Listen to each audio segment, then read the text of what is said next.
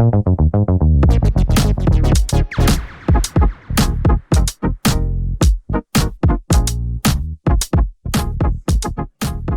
today's episode, we talk about closing costs versus down payments. Are they different or are they the same?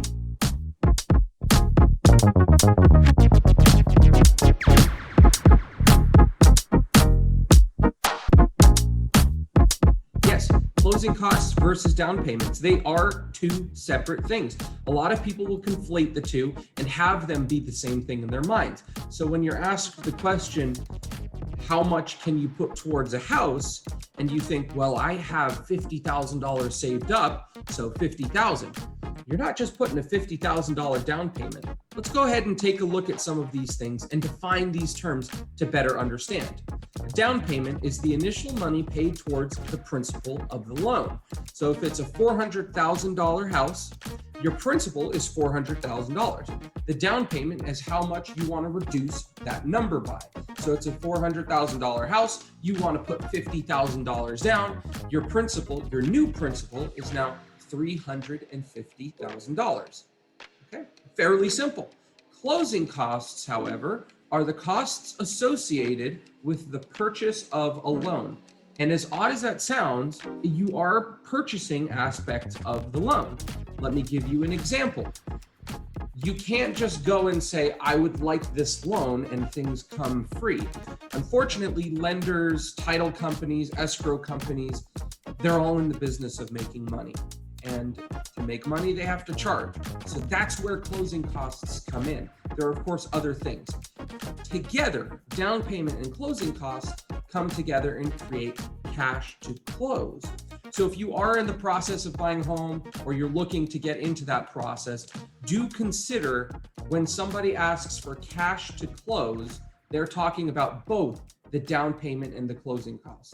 And if you're saving to buy the house, you need to be aware of both of these so that if the question comes, how much would you spend? How much would you put towards your house? And you've saved $50,000.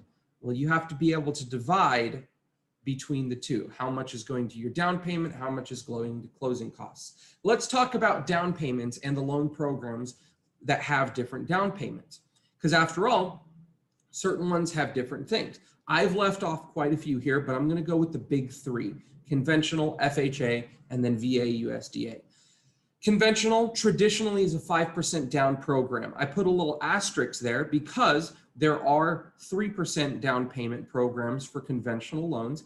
They are credit score requirements. They do have area median income requirements. So depending on the county you're in, will dictate whether or not you can get the specific loan. It also depends if you're a first-time home buyer. So there's a lot of stuff that goes into there, but you can consider 5% down as standard, potentially 3%, especially if you're a first-time home buyer. FHA, one of the hallmark features is it has a lower down payment requirement, 3.5%. Okay, there are caveats in this, and we'll get into that as we get to closing costs. There are 3% down FHA loans as well, but the hallmark is 3.5. VA and USDA, they both feature 0% down programs. I put a double asterisk because they have specific requirements that are implemented in order to qualify. VA, the most obvious, you have to be a veteran or a veteran and spouse, not a spouse of a veteran and spouse. For a USDA loan, a lot of people qualify this based on monthly income and monthly debts in the entire household. However, typically speaking, it depends on your location, and it also depends on the house you actually want to buy. Because there are income restrictions and limitations, the housing market sometimes doesn't support USDA loans. So please check with your local lender. If you're in California, I'd love to be able to help you with that. And then of course, there are down payment assistance programs. And much like the FHA loan, we're gonna cover some of these things in the closing cost section, but there is a lot of stuff out there, particularly in California. We have Cal HFA. I'm gonna link something in the description so you can look at it yourself, but there are a lot of caveats. As I mentioned before, lenders are in the business of making money. And as much as we wanna be friends, sometimes it hurts. Let's jump into closing costs. how much should you expect to pay? In California, there are some traditional ways of splitting closing costs and different things like that. Typically speaking, 4 to 6%. I like to give worst case scenarios only because I would hate for somebody to come in, be given a bunch of numbers, and then have the rug swept out from underneath them. So I go with the realistic expectation, and then everything that benefits is a positive thing in your loan. So 4 to 6% is a typical cost of buying a home. Let's take a look at this and see how it breaks down. Start off at the top left with origination fees. How much is the lender going to charge to process the loan? There are different ways that this can be hidden within your closing costs. Typically speaking, you have processing fees and discount points. Take a look at these, make sure you're looking at it, and it doesn't hurt to ask, how do you get paid for this? If you have an honest lender, they'll tell you exactly how they get paid. Do they get paid on the front end by charging the customer, or do they get paid on the back end by the lender? Discount points. Do you have to pay upfront fees to get the rates? So I'll make it really simple. You can actually buy your interest rate down.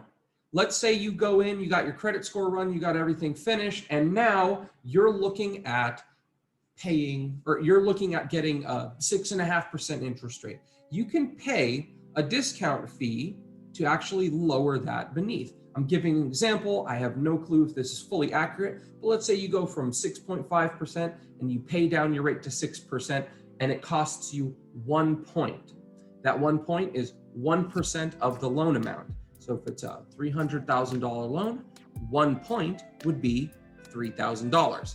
So that's discount points. You can buy down your rate even further, but you do have to pay upfront fees. Processing and admin, very closely tied to origination fees.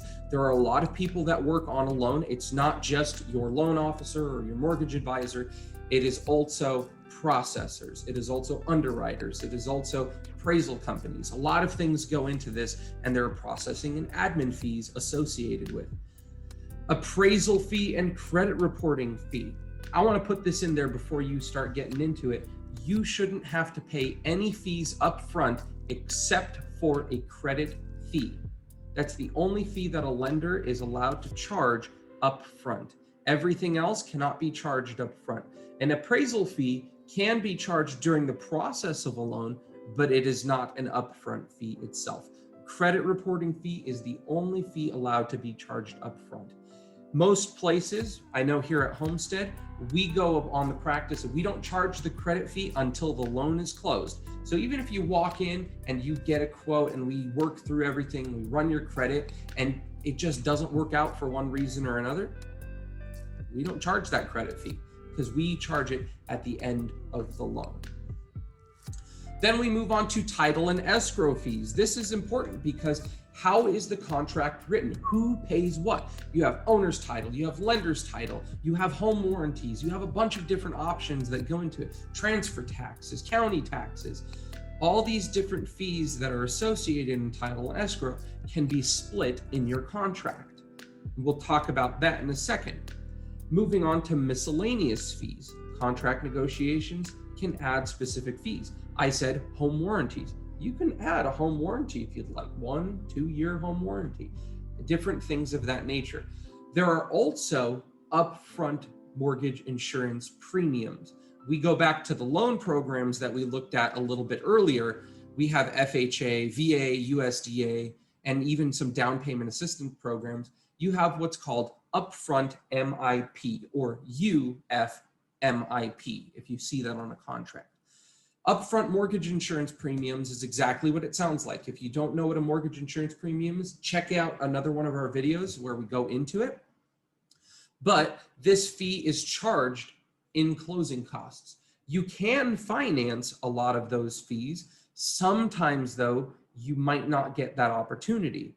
So it does increase the amount you need to close a loan, or at the very least, it increases your loan amount. So how can we lower closing costs? Well, there are 3 factors in this, and then we'll talk about the strategies. First is the market. This is the absolute biggest one. Depending on your market will dictate how you can lower your closing costs.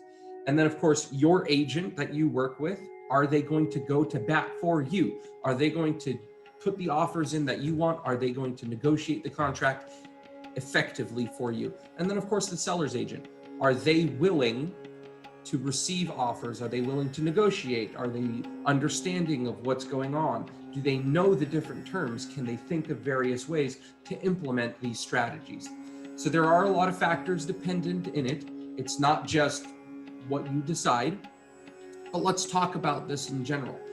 Market being the biggest one. How does it look out there?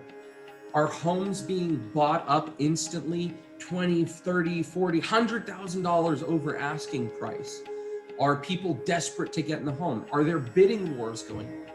If so, you're very likely as a buyer to not get closing costs paid by the seller. A lot of times, especially during the pandemic, if you haven't noticed, bidding wars were taking place. And one of the ways that buyers would become a little bit better than the rest is they would offer to pay all the closing costs. So owner's title, lender's title, escrow settlement fees, everything was placed on the buyer at closing, meaning the buyer had to come in with more money. However, flip it on its head. Inventory has been on the market for a long time. People are making offers much lower than the listing price or the asking price. And it's a little bit more difficult to move houses. Interest rates are up. We're kind of in that right now. This is February 2023. So at this point, negotiate a little bit. Let's sweeten the deal. Maybe the seller, they don't want to lower the price, but they're willing to contribute towards closing costs. I actually just had a couple of clients. They came in, they said they didn't have a lot of money for closing costs and down payments, and they could afford a monthly payment. So we asked, all right, let's go ahead and see if we can't get the seller to make some concessions. What the seller ended up doing is they contributed $20,000 towards the cost of closing, meaning all of these fees that were accumulated towards closing were now taken out of that $20,000 credit. If we didn't use all of the $20,000, great. The rest of the money went back to the seller. The buyers, on the other hand, didn't pay a dime in closing costs. In the end, they paid their down payment, their appraisal fee, and a couple of home inspections, and that was it. The rest was out of their hands. They didn't have to worry about it. And that was partly due to the buyer's agent working hard to get that seller's credit in there, and the seller's agent negotiating and being willing to hear out these offers and then explain it to the seller so that it became a mutual benefit to both parties. So this is a strategy you could really take into lowering your closing costs. If you have money for a down payment, but not so much for a closing cost, there are some ways to make that happen. But keep in mind, traditionally speaking, closing costs can be anywhere from 4 to 6%.